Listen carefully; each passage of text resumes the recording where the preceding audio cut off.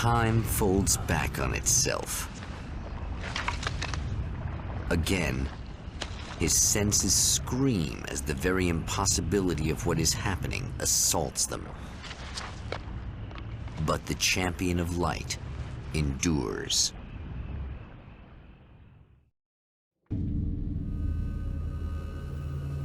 Each time he gets a little closer, each time another detail falls into place.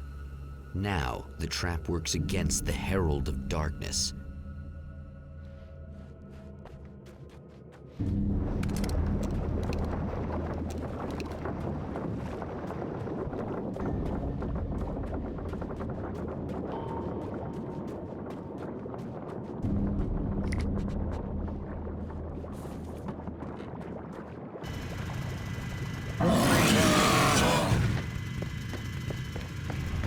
Shit! What are you, the King Hillbilly?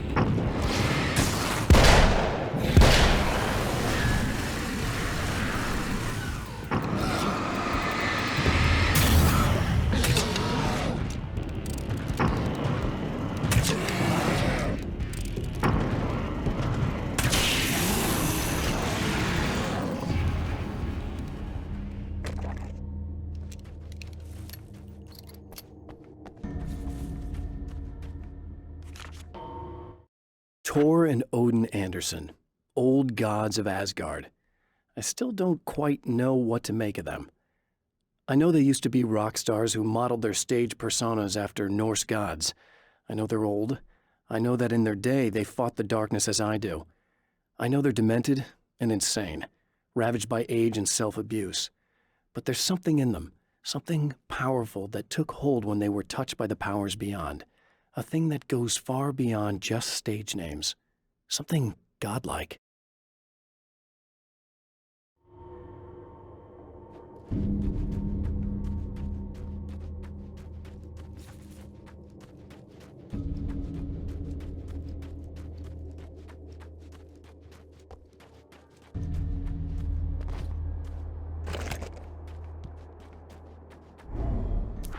Right on cue, bubbling to the surface from untold depths, the horrors come.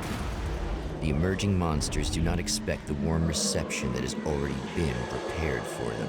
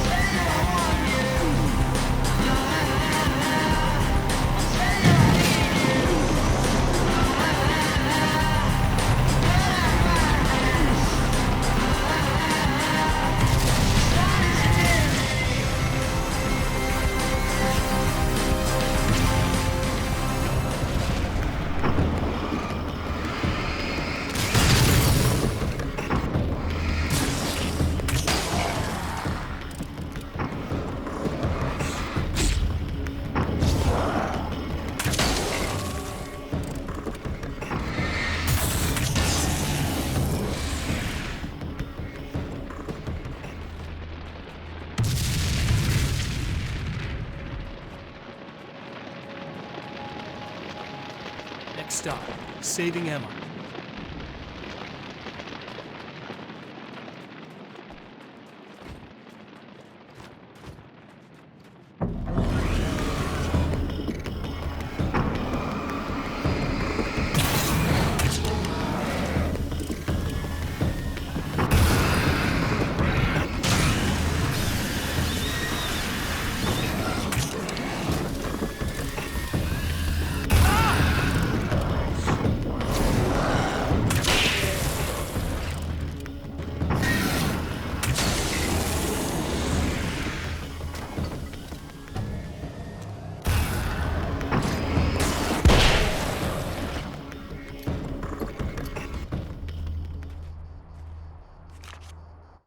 Getting the Andersons into the recording studio was a struggle and a half. But once they actually picked up the instruments, something happened. They were two old men, and they weren't. They were doddering bags of bone, and they were barely contained power. And there was music. Barry rubbed his hands together. He knew how to pick a winner. Now all they needed was some direction on how to make things a little more modern. Barry had never produced a thing in his life, but he knew what he liked.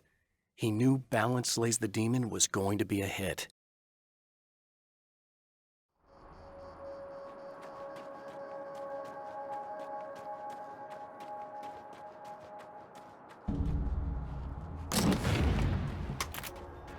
Is it bad that this time I just went, oh, he's gonna be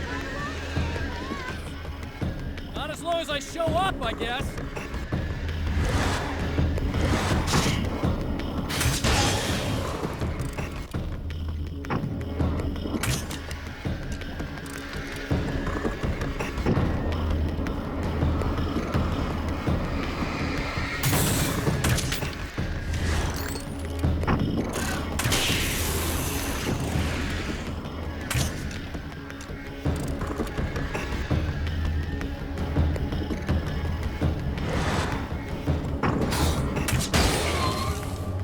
Clear now.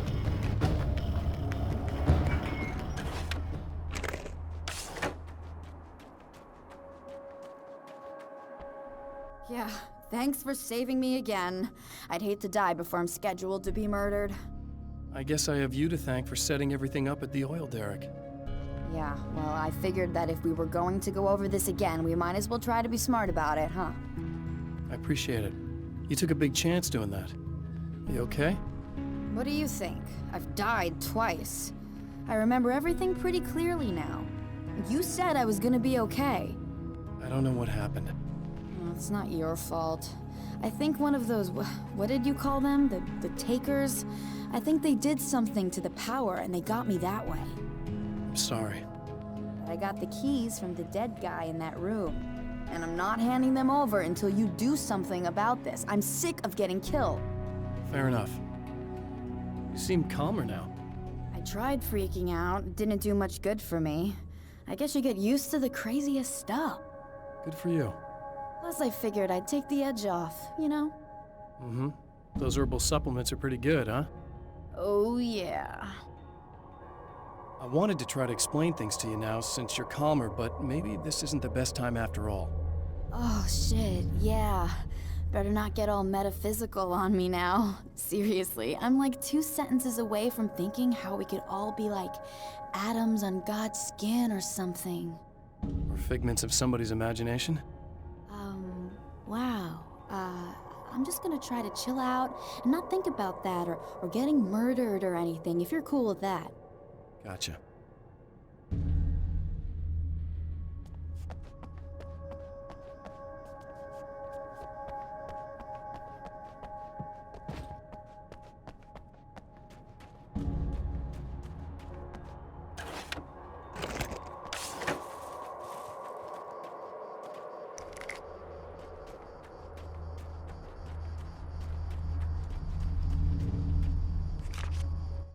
Emma wasn't sure exactly when the man arrived at the motel, but from what she could tell, the party started almost immediately.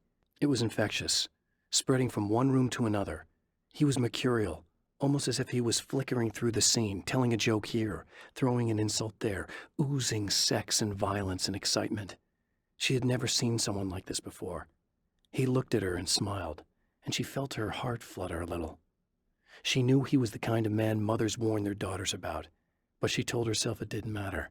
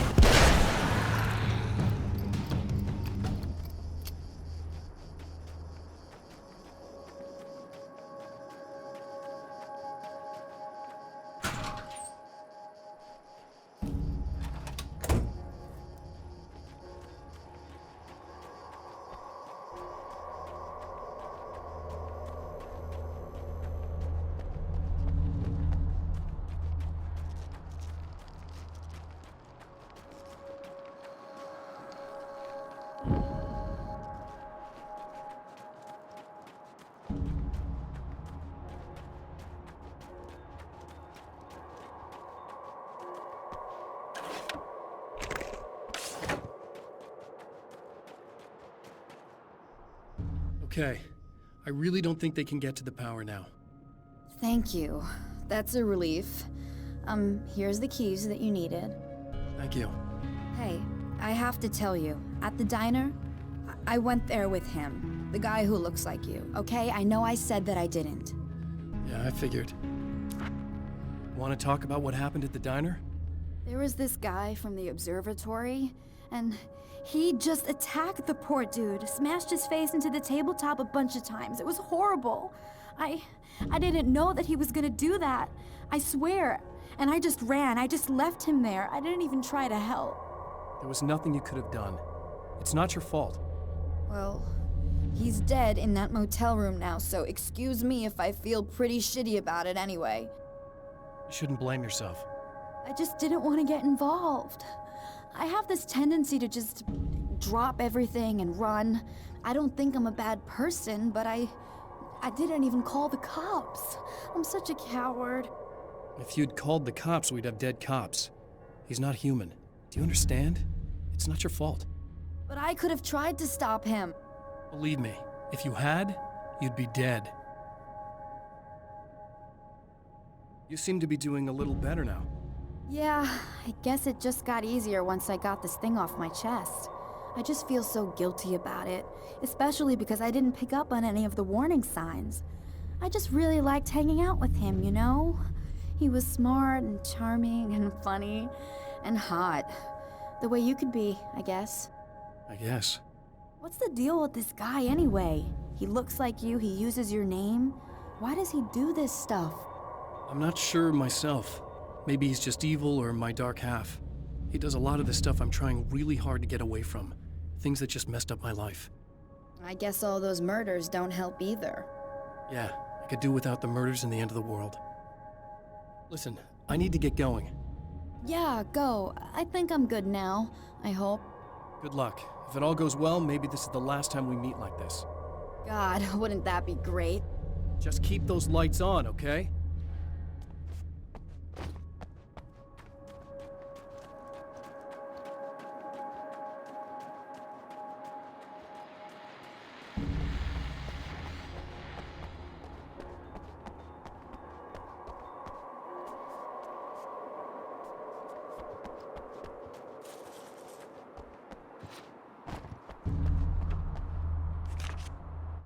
I have seen the darkness twist flesh into new shapes before, but encountering these giants is an extremely disturbing experience.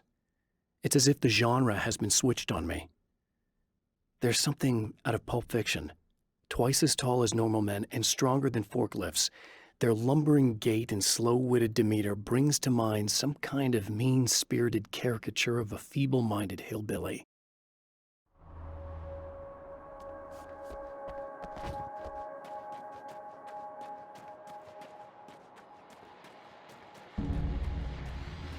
Well, art lovers, are you feeling neglected? You shouldn't. You know Eddie Rodman's got love for you, which is why I actually hauled myself out of bed before noon, just so I could record an interview for your pleasure. Enjoy. Now, as I'm sure you all know, the annual Night Springs Visual Art Show is coming around again, and that's a big deal for all of us that are in the culture business. If you can call it a business. That's a little controversial, I know. Oh, that's okay. Money makes the world go around, no doubt about it. And that's one of my guests here at the studio, Serena Valdivia. She's a curator at the Night Springs Gallery of Visual Arts, and she's in charge of the NSVA Film Festival, held this year at the old Night Springs Drive-In Theater. Hello, Eddie. It's great to be here. And let me just say that it's a wonderful venue. Absolutely. And with her is one of the filmmakers, somebody who's actually primarily known as a renowned photographer, Alice Wake. Hello. Now, Alice, I've seen a lot of your work over the years. It's very impressive. My wife's a big fan, actually. Oh, thank you. You've gained quite a bit of fame as a photographer, but that's not why you're here, right? You actually have a film. That's a little surprising. For me, too. I really wouldn't be here at all if it weren't for Serena. You two are friends, I take it? Yeah, we move in the same circles. So, about a year ago, I heard about all this footage she'd shot, and I got to see some of it, and then I started pestering her about actually putting it out there, because it was really good. I didn't really want to show it. It felt too personal. Well, yes, I can understand that. It features your husband, and he's, He's dead. I thought he was missing. It's been 2 years. This sounds awful, but yes, I believe he's dead. Otherwise he would have, well, you know. Yeah, I understand. Well, hold that thought, and we'll be right back.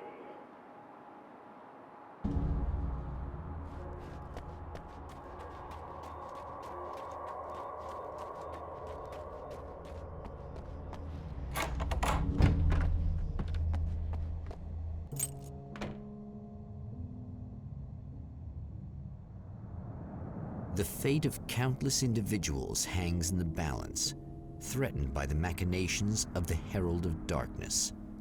And yet, for a moment, the Champion of Light breathes a little easier.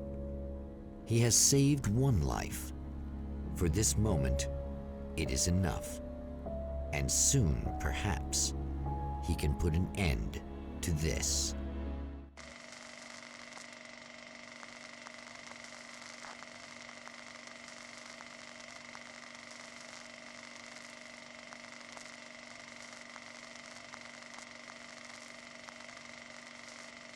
Returning to the observatory for what he hopes is the final time, the man feels anticipation and dread in equal measure.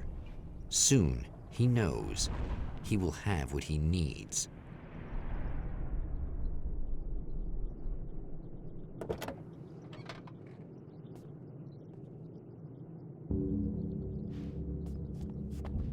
Hello, I was expecting you. I've already taken care of the imaging array, but you should still look into securing the primary coolant flow. With some luck, you may be able to light the area before these things even show up.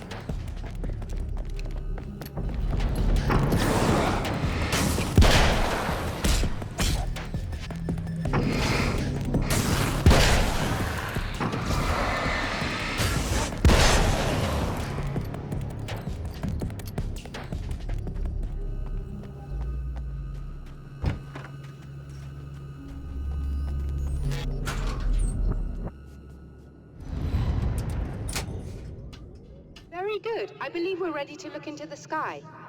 Right there, Doctor.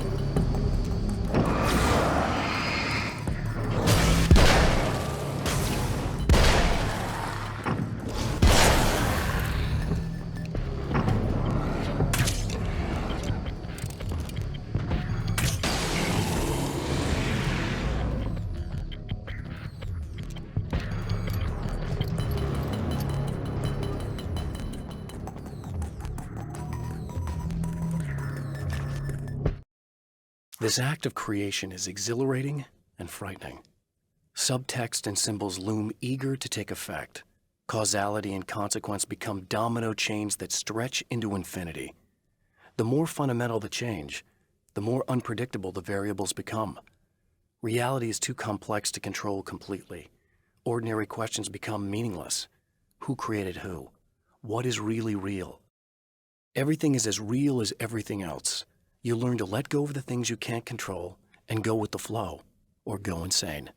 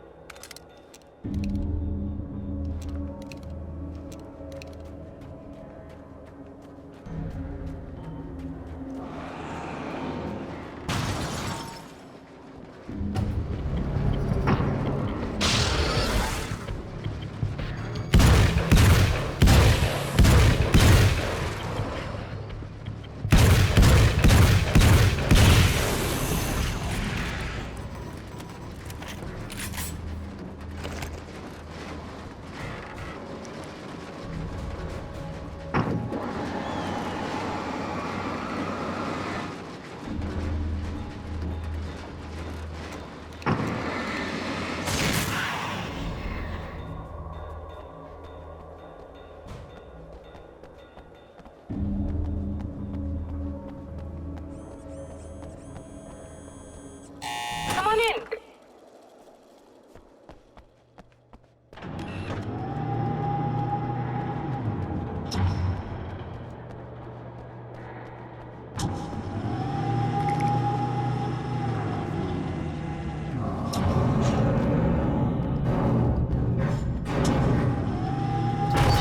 Garrett! You need to protect the telescope or we can't complete the signal.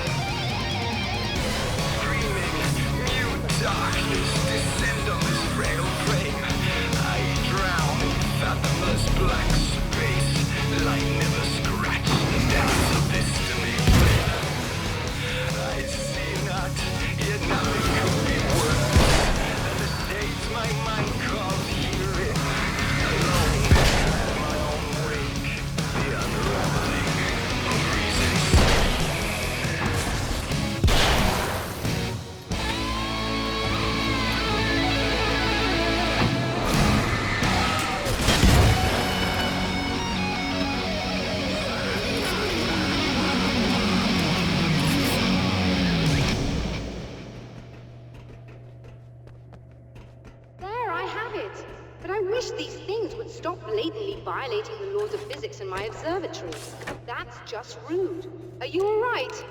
I'll live. I'm glad. I'll send the lift down to you.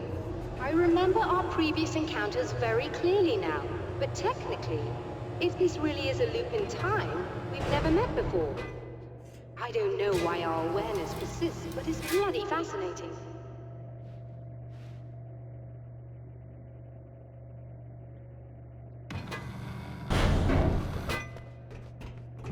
Doctor?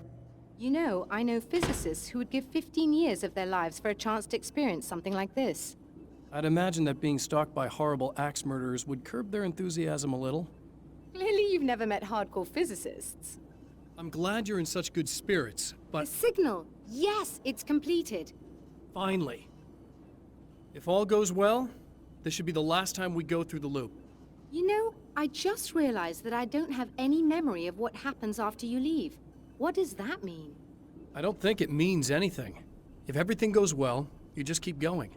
I don't show up here like this again, no more bad guys. Things go back to normal. Let's hope you're right. I'd love the opportunity to look into this in more detail. Looks like you've accepted the situation. I'm a pragmatist. If this is a delusion, at least my first psychotic episode is anything but boring. Really, Mr. Wake, at the end of the day, I'm a scientist. I love mysteries. I love not knowing. Whatever else this might be, it's absolutely fascinating. I wonder how far this reaches. Is everybody in the world experiencing this? Who knows? I think reality's probably pretty fragile right now. Doctor, I can see you're very enthusiastic about this. I'd appreciate a bit of discretion. Are you suggesting that we should suppress this? No, you can do what you like, but I want you to leave me out of it. But surely, with the things you know, the things you've experienced, you can replicate any of these results. We could... Let me be blunt. If you drag me into this, I'll deny everything. I'll lie like my life depended on it. And writers are damn good liars. Word of advice. This is things man was not meant to know territory. You get into this, chances are you'll open up a door into a world of hurt. Believe me, I know. I see.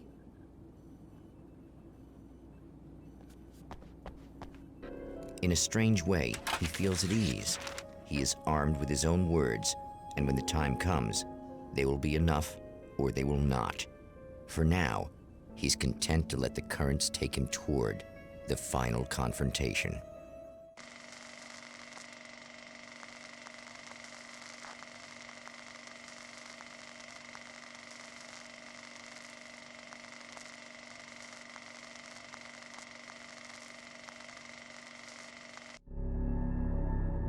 Once more, we return to the drive-in. If he's aware of the absurdity of arming oneself with a few sentences and standing against a power that can pierce time itself, he doesn't show it. The man has his share of weaknesses, perhaps more, but cowardice is not among them.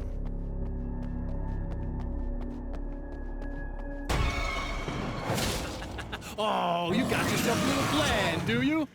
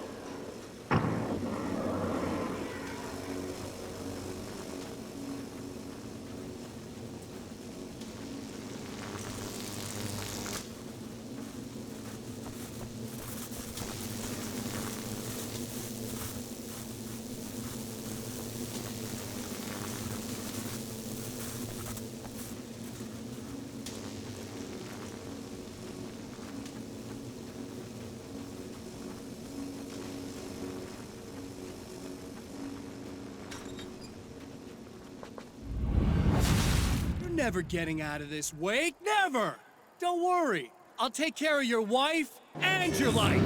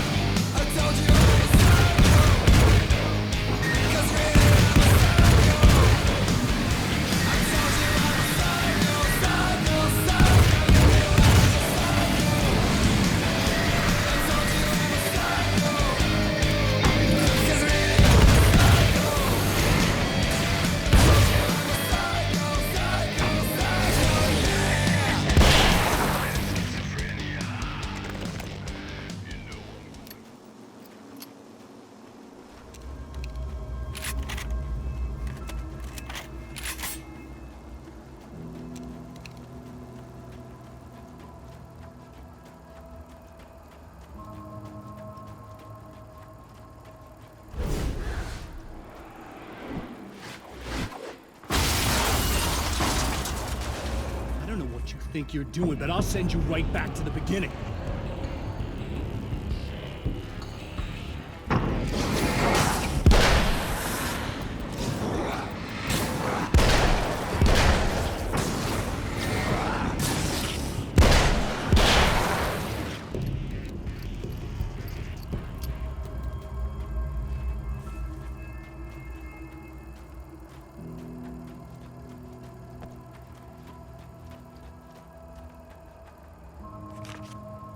When the dark man's eyes suddenly locked into Serena's, she flushed hot. They ignited a black fire in her. He was talking. He wanted the power turned off. He said something about the projector booth. She hooked a finger under his belt buckle. He grabbed a hold of her throat and twisted until it hurt. Somewhere deep inside, a part of her screamed in paralyzed horror, but the moan that escaped from her throat had no panic in it. "Pay attention," he said. "Business first." His eyes glittered shamelessly. Hers did too.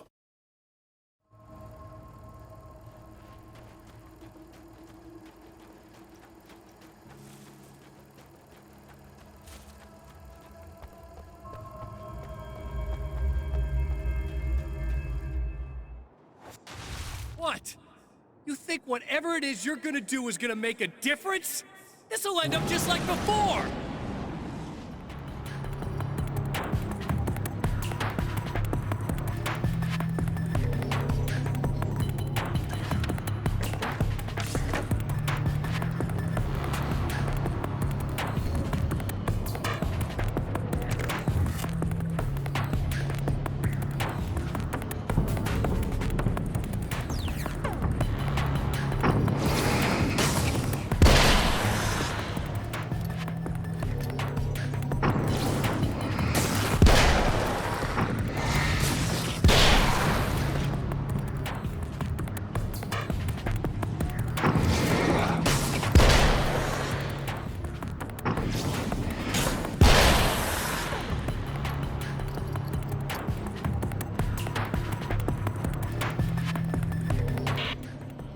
I've been around for a while now, you know?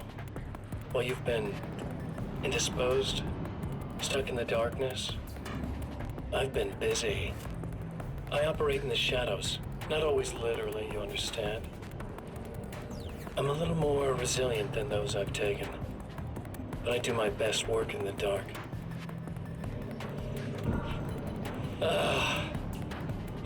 And there's so much darkness out there.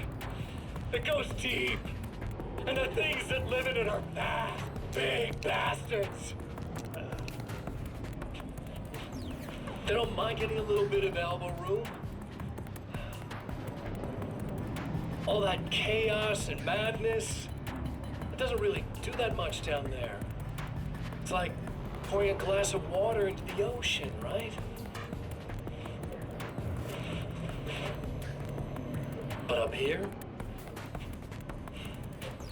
yeah, you can really make an impact.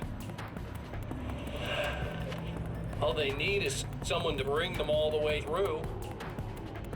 But first, I had to take care of you. You party pooper. You're stuck in an eternal cycle now. The sun's never coming up for you. Everything else? Do my thing. Getting a bit of quality time with Alice? That's a little something for me. And I deserve it.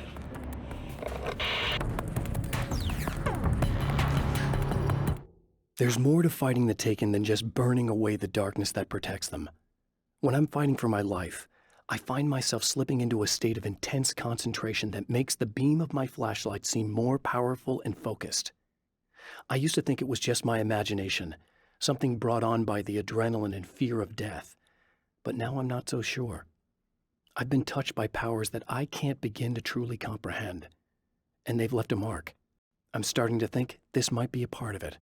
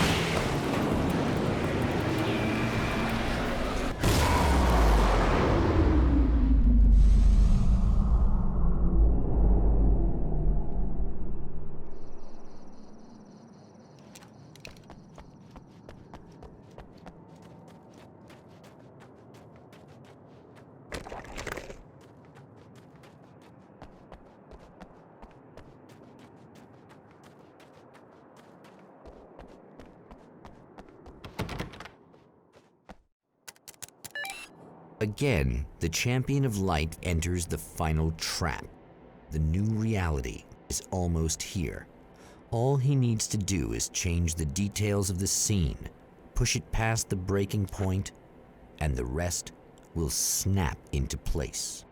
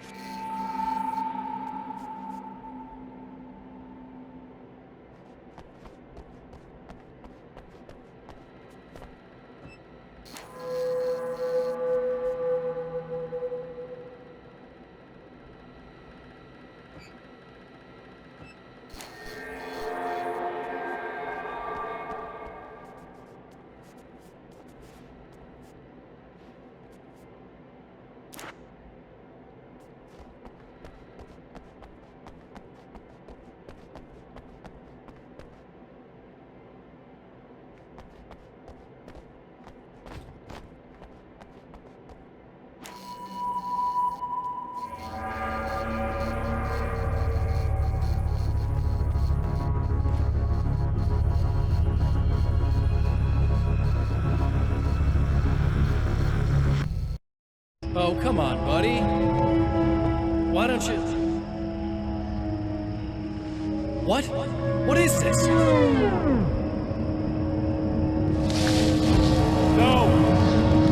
No!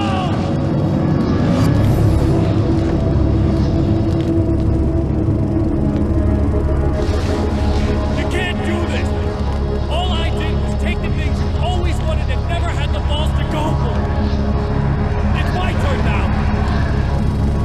It's my life! It's my life!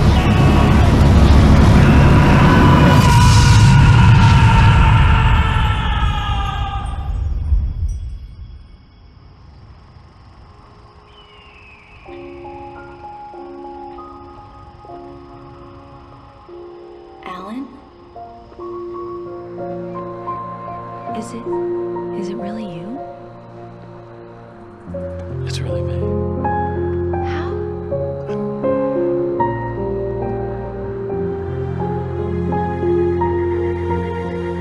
love you. I love you.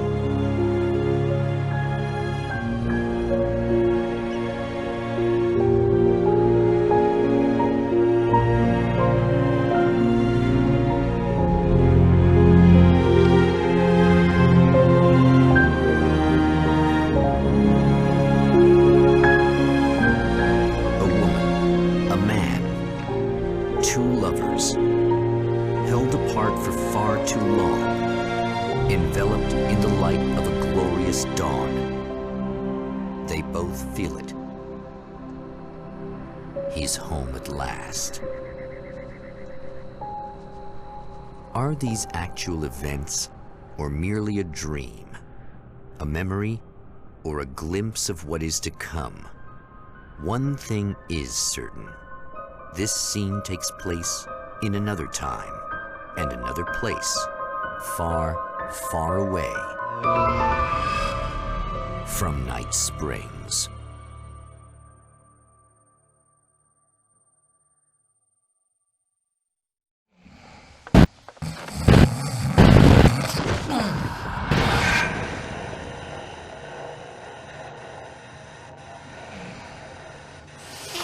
No? Al?